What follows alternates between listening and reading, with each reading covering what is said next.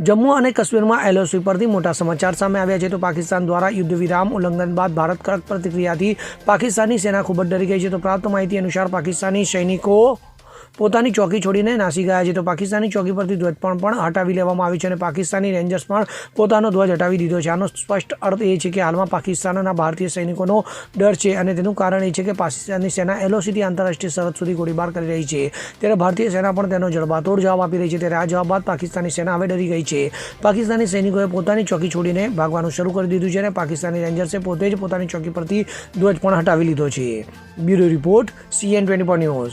હવે જુઓ દેશ દુનિયાની તમામ ખબરો તમારી આંગળીના ટેરવે.